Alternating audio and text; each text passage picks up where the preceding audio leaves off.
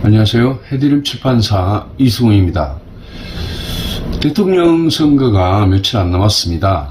3월 4일부터는 부재자 투표가 실시가 되죠.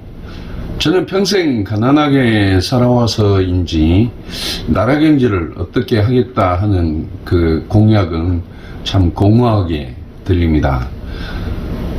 우리나라 경제 부흥을 일으켰다는 박정희 대통령 시대나 지금이나 가난하게 사는 것은 마찬가지니까요. 제가 얼마나 가난하냐면요, 문재인 대통령의 경제정책이 실패했다고 입에 거품을 무는 사람들이 부지기수인데요. 제 삶에는 그 정책 실패라는 것이, 그 경제 실패라는 것이 1도 영향이 없었다는 것입니다. 돈이 없어서 제가 힘들고 고단한 것은 순전히 제 능력이 부족해서 그런 것이죠. 저는요, 물질적으로 좀 부족해도 정신이 살아있고 정서가 풍요로운 정부가 계속 되었으면 하는 바람입니다. 물질을 앞세우니까 사람들이 자꾸 극단적으로 치닫는 것 같다는 것이죠. 오늘은요, 순천선비 장병호 작가의 순천의 인물 100인 중에서 6번째 인물을 소개하겠습니다. 제 설명 중에는 오류가 있을 수 있습니다. 오류를 댓글로 남겨주시면 제게 큰 도움이 되겠습니다. 나간읍성은 다들 한번 가보셨죠? 그 나간읍성 들머리에는 아주 씩씩해 보이는 장군 동상이 하나 서 있습니다. 누구 동상일까요? 임경업 장군일까요? 아닙니다. 바로 나간읍성을 쌓은 김빙길 장군입니다. 본래 나간읍성은요, 조선 인조 때 임경업 장군이 하룻밤새 쌓았다는 전설이 있습니다. 하지만 그것은 성을 개축한 것이 그 전승 과정에서 부풀려진 것으로 보이고요. 그에 앞서 조선 초에 김빙길 장군이 그 왜구를 방어하기 위해 흙으로 쌓은 그 토성이 정설로 되어 있습니다. 순천이 고향이라면요, 이 충주에서 태어난 임경업 장군보다 순천시 나간에서 태어난 나간김씨 김빙길 장군을 분명히 알아야 한다고 봅니다. 물론 임경업 장군도 나간군수로 부임한 2년 동안 나간을 지키고 보호하는데 공적이 아주 큽니다. 나간면 동내리에는요, 임경업 장군의 그 비각이 있는데요, 전라남도 문화재로 그 제 47호죠. 우리는 역사 공부를 하면서 그 임경업 장군에 대해서는 친숙해져 있지만, 김빙길 장군은 다소 낯설 것입니다. 문제는 그 나간읍성 안 그 어디에도 김빙길 장군 사당 하나 없다는 것이죠. 그 나간읍성 밖에 있는 임경업 장군 사당에서 남의 집 살이를 하고 있는데요. 이 서글픈 현실은 맨 마지막에 한번 짚어보겠습니다. 먼저 나간읍성 이야기를 한번 해볼까요? 나간읍성을 김빙길 장군이 아닌 임경업 장군이 하룻밤 동안 쌓았다는 전설이 궁금해지는데요. 참고로 오늘 소개할 김빙길 장군은요, 1594년에 태어난 그 임경업 장군보다 약 225년 전인 1369년에 태어난 사람입니다. 그러니까 그 김빙길 장군은 고려말 조선 초대 사람이고, 임경업 장군은 조선 선조 때 태어난 사람이죠. 고려가 1392년에 멸망했는데요. 제가 역사 공부를 할 때는 그 고려 멸망 연도를 고려 멸망 일세 아듀로 암기를 했었습니다. 1세는 아라비아 숫자로 13을 뜻하고요. 아듀는 안녕이라는 말이니 멸망하고 연결해서 9하고 둘인 9, 2를 아듀로 읽은 것이죠. 그래서 고려 멸망 1세 아듀 하면 1392년이 떠올랐습니다. 참 재미라고 표현하면 안 되겠죠. 불행한 사건이니까요. 고려가 망한 후 200년, 딱 200년 뒤에, 임진왜란이 일어나게 됩니다. 고려가 망한 1392년에 200년을 더하면, 1592년이 되는 것이죠. 이 1592를 저는 1592로 읽었습니다. 1592 조선을 잃었다는 의미로 말이죠. 임경업 장군은 임진왜란이 일어난 1592년 1592년 그 다음 해인 1594년 충주에서 태어났죠. 나강군수로 있을 때는 인조 4년인 1626년으로 임경업 장군이 32살 때였습니다. 나간읍성의 전설은 이렇습니다. 그 임경업 장군이 나간군수로 부임을 하게 되었는데요. 나간은 그 당시 교통 그 요충지인데다가 물산이 풍부했던 곳이어서 이미 그 고려 말 때부터 외놈들이 엄청나게 침입을 해왔던 곳입니다. 외구 침입으로 그 백성들 피해가 극심해지니까 임경업 장군은 그 백성들을 보호하기 위해서 성을 쌓기로 하였습니다. 임경업 장군에게는 그 누나가 하나 있었는데요. 백성들을 생각하는 장군의 그 마음이 대견해서 그 누나는 동생을 돕기 위해 그 내기를 하기로 합니다. 그 누나가 임경업 장군에게 말하기를 너는 성을 쌓고 나는 군사들이 군복을 만들 것이니 더 빨리 끝내는 사람이 이기는 것으로 하자고 했죠. 누나는 봄에 그 목화를 심어 가꾸었고 수확한 목화솜으로 배를 짜서 옷을 열심히 만들었습니다. 임경업 장군도 그 병사와 주민들을 동원해서 성을 쌓기 시작했죠. 임경업 장군은 그 채찍으로 금전산의 큰 돌을 옮기는 도수를 부렸습니다. 그 옮겨온 돌들로 그 성을 다 쌓은 후 그 바위 하나가 남았는데 이때부터 그 마을 사람들은 그 바위를 남은 바위라고 부르게 되었습니다. 누나는 옷을 다 만들고 이제 옷구름만 달면 그 내기에서 이기는 것이었는데요.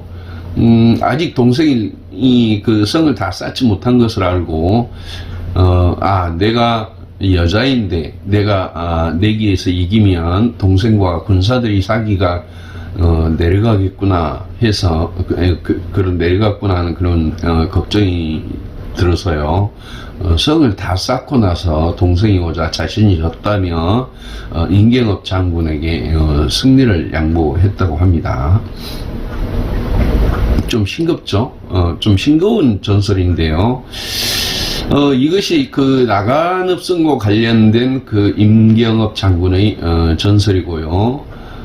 여기에서는 그 충주에서 태어난 임경업 장군을 소개하는 것이 아니라 나간에서 태어난 김빙길 장군을 소개하는 것이니 임경업 장군 이야기는 여기서 그치기로 하죠.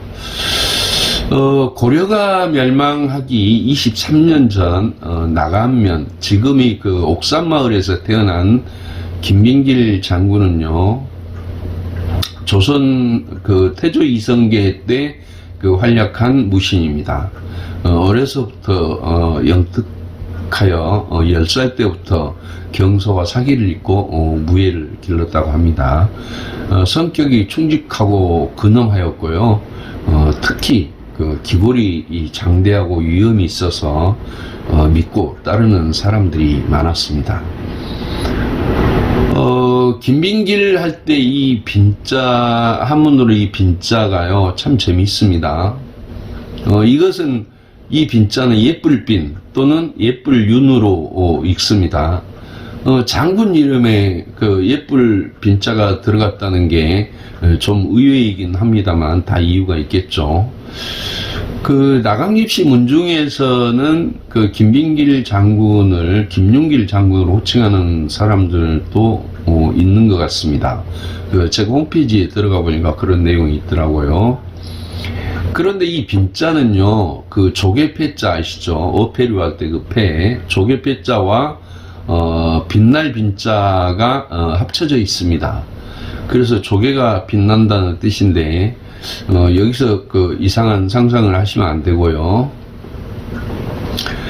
그 제 고향인 그 별량 순천 별량 그 개펄강에서는요, 섭섭우라고 불리는 그 아기 반 투명 조개를 많이 잡았습니다. 어렸을 때부터요. 그 아기 반 투명 조개라는 말에서도 읽을 수 있듯이 조개는 그 씻어두면 좀 투명하게 빛나는 편이죠.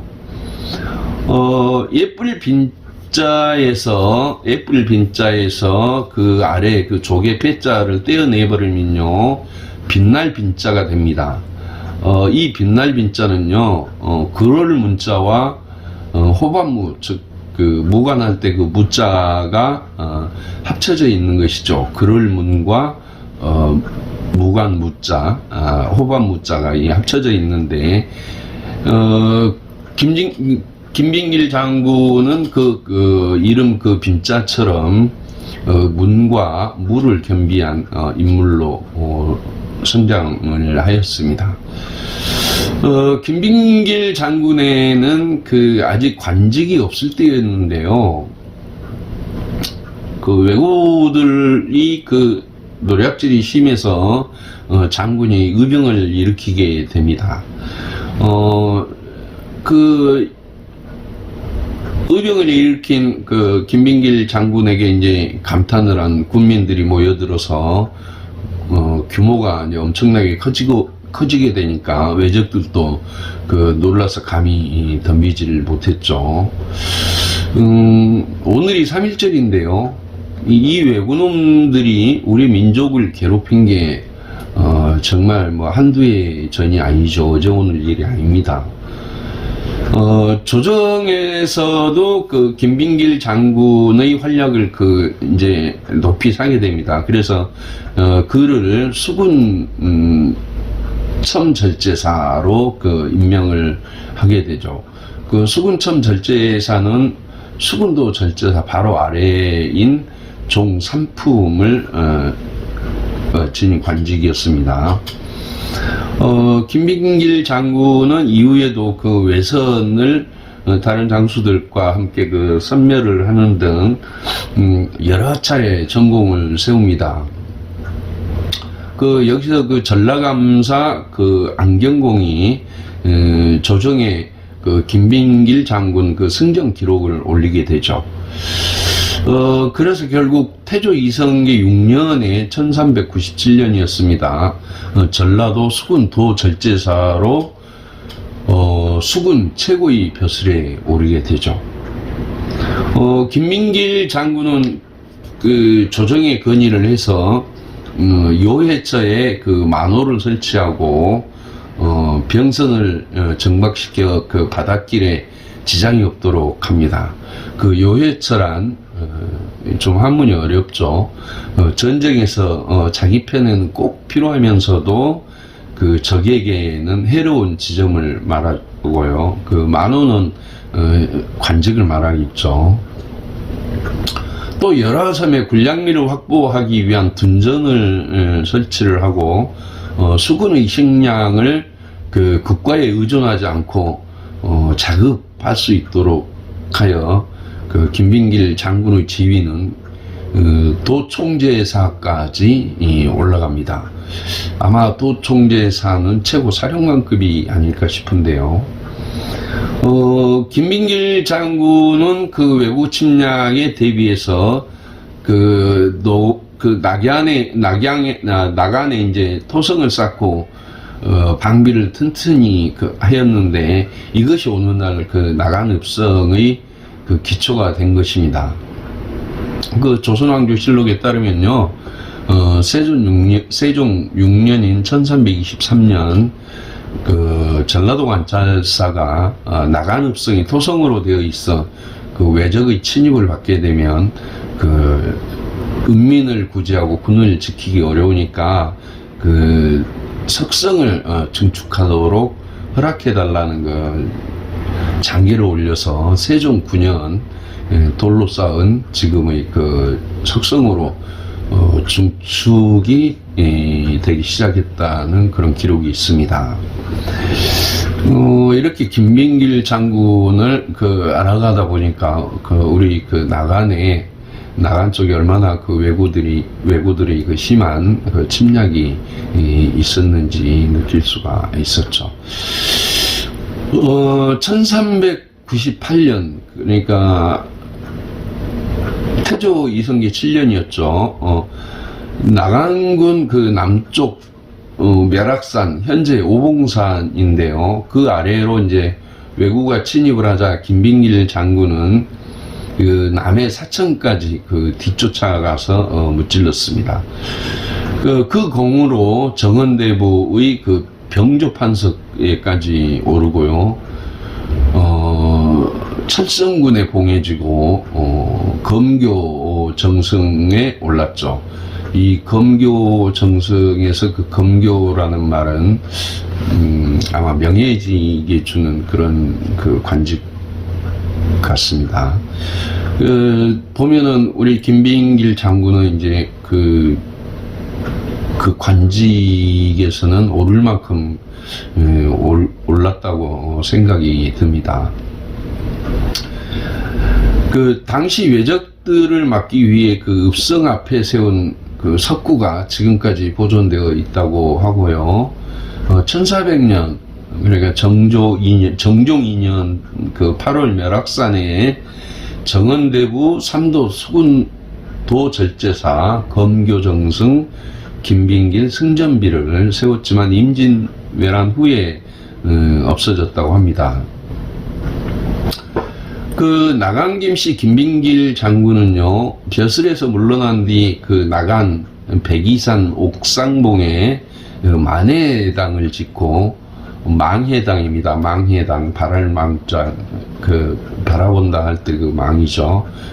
거기서 유유자적하게 지내면서 망해당기를 남겼는데요. 그 안에 낙양 팔경을 읊은 한시가 있습니다. 김빙길 장군 만년에는요, 전북 고창으로 옮겨갔는데 1405년 흥덕 사진포에 또 왜구가 침범을 하자 그들과 싸워 물리치다가 순절을 하게 됩니다. 죽으면서까지 충정을 다한 김빙길 장군은 지금까지 보면 전생애가 왜구와 싸우는데 있었습니다. 장군 사후에는요, 보국 승록대부, 의정부, 우의정으로 추중되었고요. 양해라는 시호를 조정으로부터 받았습니다. 1799년 정조 23년에는요, 성균관을 비롯한 전국 유림들이 뜻을 모아서 나간의 사면사라는 그러니까 서원을 건립을 하였는데 흥성대원군의 그 서원 철폐령에 따라 회철되었고요. 지금은 나간 그 충민사에서 모시고 있습니다. 이 충민사는 그 임경업 장군의 사당인데요. 뒤에 여기 그 모시게 된 그런 좀 씁쓸한 그 사연이 나옵니다. 김빙길 장군의 묘소는 그 고창군에 있고요. 또 진안군 화천사라는 곳에도 영정을 모시고 매년 2월 제사를 지내고 있습니다. 그 우리 순천시에서는 2020년 그 12월에 그 이전 10월에 그 창극도 그 임경업 장군님하고 관련된 창극을 공연을 하였고요. 그 두 달 뒤인 12월에는 그 장군의 동상을 그 나간읍성 앞에 세우게 된 것이죠. 그 현재 나간읍성은요, 해미읍성 그리고 고창읍성과 함께 우리나라 3대 읍성 중 하나죠. 그 다른 읍성과는 달리 실제로 지금 현재 200여 명의 주민들이 거주하는 국내 그 유일한 그 민속 마을입니다.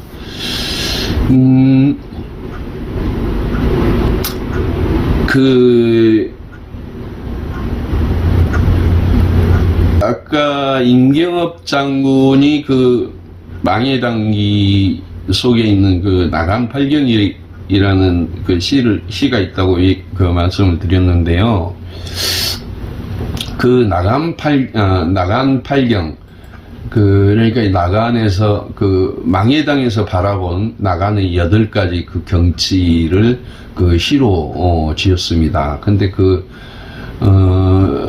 경치라고 해서 무슨 특별한 어떤 그 사물을 얘기를 하는 것이 아니고요. 자연에 비치는 그런 모습들인데요. 그 나간 팔경에 나온 그 8가지 경치가 보면 맑은 바람, 그 밝은 달, 그리고 푸른 대나무, 저녁 종소리, 또 짙은 안개, 뗏목, 고기 잡는 불빛, 돛배, 이런 아주 사소한 사물들입니다. 그런 거를 보면요, 그 임경업 장군의 그 시적인 역량도 아주 뛰어났다고 생각이 듭니다.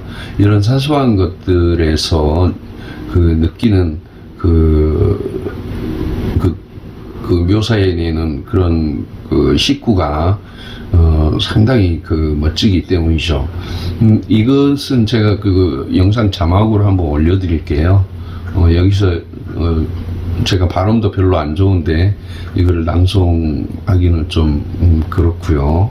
그리고 그 만해당기라고 있는데요. 제가 찾아보니까 그러니까 만해당에서 지은 그 기록인데, 그 만해당을 그 아름답게 묘사하는 구절인데, 나강김씨 홈페이지에서 그 소개하는 만해당기하고 또 다른 인터넷 그 관련된 기사에서 나오는 그 만해당기하고는 그 약간의 그 차이가 있더라고요. 그 보면은 그 나강김씨 홈페이지에서 그 제가 본 그 만해당기는요, 어떻게 되어 있냐면, 이 공이, 그러니까 공이라는 그 자신, 김빙길 장군 자신을 얘기하겠죠. 공이 낙생동에 거주하며 두 칸의 정사를 지었으니, 이것을 만해당을 이야기합니다. 백이산의 아래요, 옥산의 위라. 사방에 산이 둘러있고 한 줄기 옥빛 냇물이 흐르는 곳이다. 고요한 산천의 양계와 노을이 아름다워 그 경치가 남쪽 지방의 으뜸인데, 나무로 십리밖에 바다가 보이는지라 망해당이라 하였다. 공직을 물러나 한가한 시간에 학창으로 의관하고 우선은 그 깃털 우체를 말합니다. 우선을 들고 수려하고 울창한 대나무 숲에서 아침 노을과 저녁달을 바라보며 감에 젖으니 아늑한 풍경이었다. 아, 참, 저도 이 노을, 아침 노을과 저녁 노을들을 영상으로 많이 찍기도 합니다만은, 이 임경업 장군이 표현한 이 만해단기에 나온 이 구절들이 참으로 자연과 몰아일치된 그런 모습을 볼 수가 있습니다. 제가 장군 이야기를 하면서 언급했습니다만은 좀 안타까운 것은요, 나간읍성에 김빙길은 없다는 것입니다. 나간읍성 안에 김빙길과 관련된 어떤 흔적이 하나도 없다는 것이죠. 나간읍성 민속마을은 1983년에 국가 사적 제302호로 지정되면서 개발이 되었는데요. 지금까지 살펴본 것처럼 나간읍성과 김빙길 장군은 떼어낼 수 없는 그런 관계 아니겠습니까? 그런데 지금 나간읍성엔 어느 곳에도 김빙길 장군 흔적이 없다는 것이죠.